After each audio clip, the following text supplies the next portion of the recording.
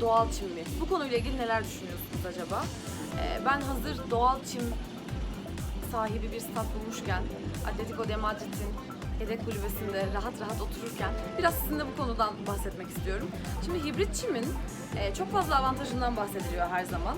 Hem bakımının daha kolay olduğu, hem para kazanmak için çok uygun olduğu sıkça söyleniyor, avantajlar arasında sayılıyor. Acaba nelerden bahsedebiliriz doğal çim ya da hibrit çimle alakalı? Örneğin Beşiktaş Park'ta hibrit çimden bahsediyoruz. Hibrit çim seçilmesinin sebepleri de aslında bu saydığımız avantajlar. Genellikle üstü kapalı ve yeterince güneş alma ihtimali olmayan statlarda hibrit çim tercih ediliyor. Okuma kaynakları bize bunu söylüyorlar. Kısmi olarak güneş alması sebebiyle bakımının kolay olması için hibrit çimin hep bir avantaj taşıdığını söylüyor bütün kaynaklar. Tüm hava koşullarına dayanıklı olduğunu, 4 mevsim kullanım avantajı olduğunu ve elbette şu an Wanda Metropolitano'da çimler bakım altında, doğal çimler. Bence daha uygun bir ortam olamazdı bu video için. 4 mevsim kullanma imkanından bahsediliyor yine hibrit çim için. Standart doğal çim sahaya göre 3-4 kata kadar fazla oynama süresinden bahsediliyor. Yine notlarımdan yardım alıyorum. Hem de güçlü kökleri sayesinde hibrit çimin kopmalar olmadığını ve bu çerçevede daha kaliteli ve kulüplerin de itibarını zedelemeyecek bir ortamdan bahsedilse de biz şimdi Beşiktaş Park'ta aynı şeyden bahsedemiyoruz. Paralar açılmasın aralar düsturuyla düzenlenen bir Shakira konserinden sonra zeminin artık futbola iyi bir şekilde karşılık verememesi, zeminin elverişli olmaması taraftarın tepkisini toplamıştı. Hatta içinde bulunduğumuz sezonun ilk 2 maçının sonunda hem teknik direktör tarafından hem de futbolcular tarafından da kesinlikle memnun olunmadığı dile getirilmişti.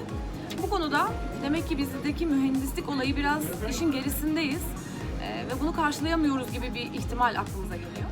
Elbette yönetimsel olarak hibrit çime geçilerek daha fazla etkinlik yapılmak istenmesi, statlardan daha fazla para kazanılmak istenmesi oldukça açık ve normal. Dünya bunu olduğu gibi gerçekleştirebiliyor. Çünkü sadece 15'er günde bir araya gelinebilecek dev kamusal alanlardan bahsediyoruz. Çok daha iyi kullanılabilir ama mühendislik bu işin olmazsa olmazı.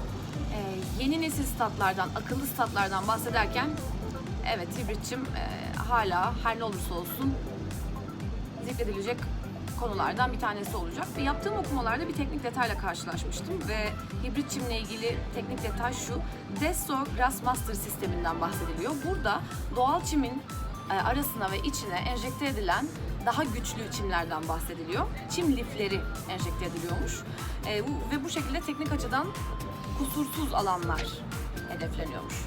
Benim hibrit çim ve doğal çimle ilgili bildiklerim aşağı yukarı bunlardan ibaret. Peki siz acaba hibrit çim ya da doğal çimle ilgili neler biliyorsunuz? Şu an içinde bulunduğumuz Wanda Metropolitano doğal çime sahip. Aynı ölçüde Türkiye'de gerçekleşebilecek ve UEFA'nın ev sahipliğini yaptığı en büyük organizasyona da hemen yine içinde bulunduğumuz yıl içinde bir ay önce Vodafone Park, UEFA'nın diliyle Beşiktaş Park ev sahipliği yaptı ve hibrit çime sahip. Avantajları ve dezavantajlarını teknik bakım, hava, uzun süreli kullanım olarak görebilsek de acaba sizin fikirleriniz neler? Hemen bu videonun altına yazın.